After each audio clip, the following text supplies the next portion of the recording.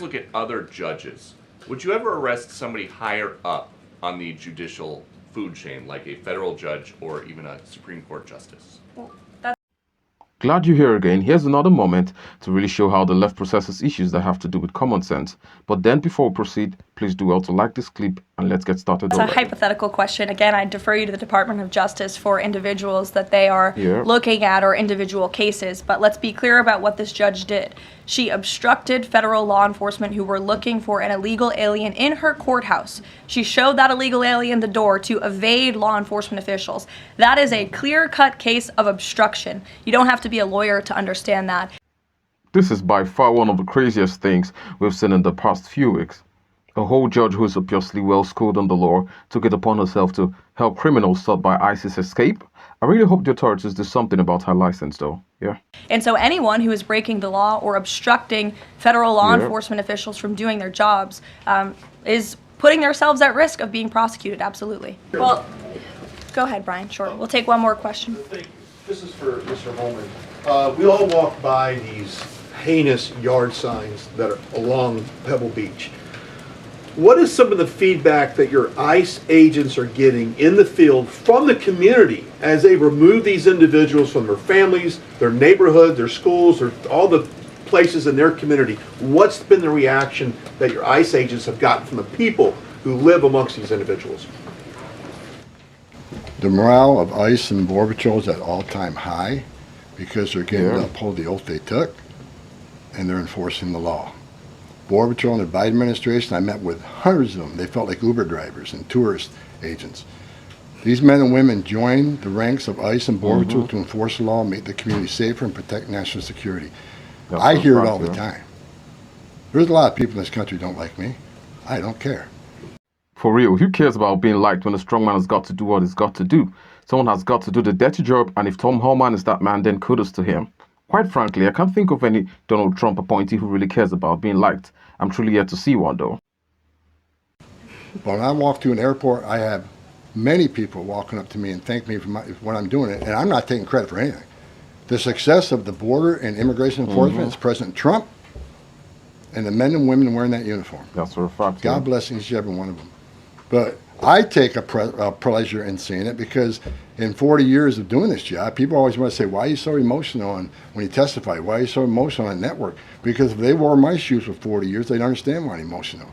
I've talked to little girls as young as 9 years old that were raped multiple times by the cartel members.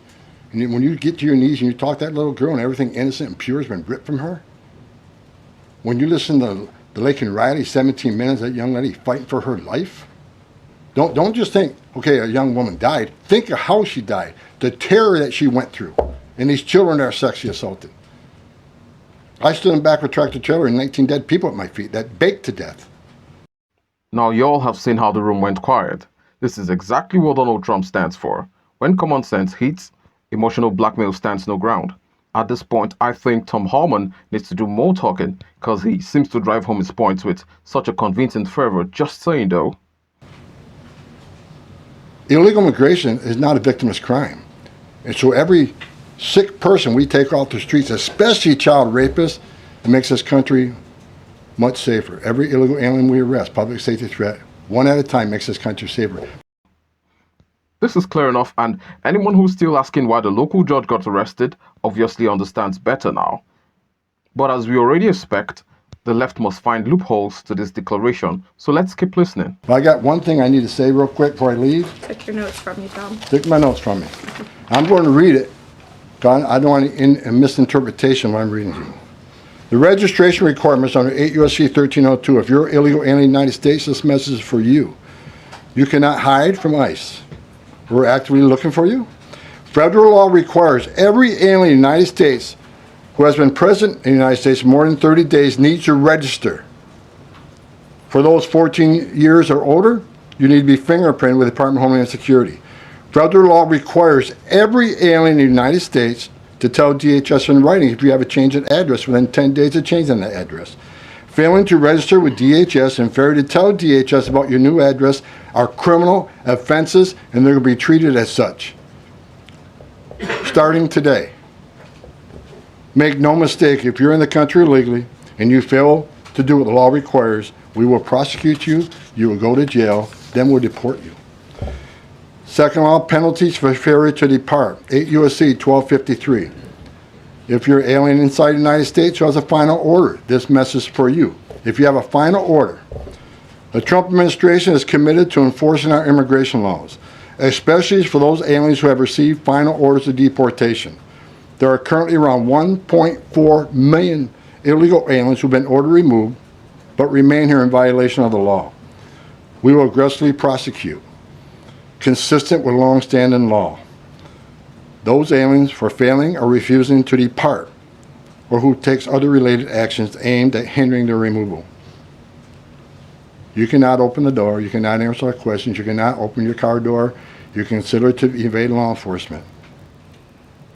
If you fail to leave the United States after receiving a removal order, we can and will issue monetary fines up to $998 a day. Evading your arrest, knowing you have a final order or removal, is a criminal offense. We will prosecute, then we'll deport you.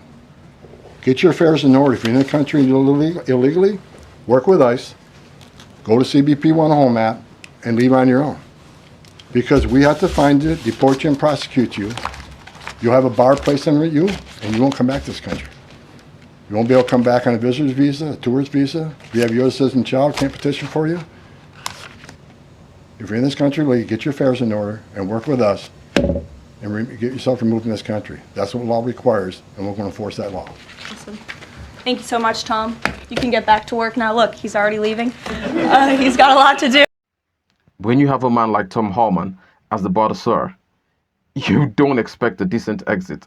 But then his business-like attitude x-rays the heart of President Donald Trump on issues surrounding the U.S., and it's obvious that Trump isn't playing around, and his appointees aren't also.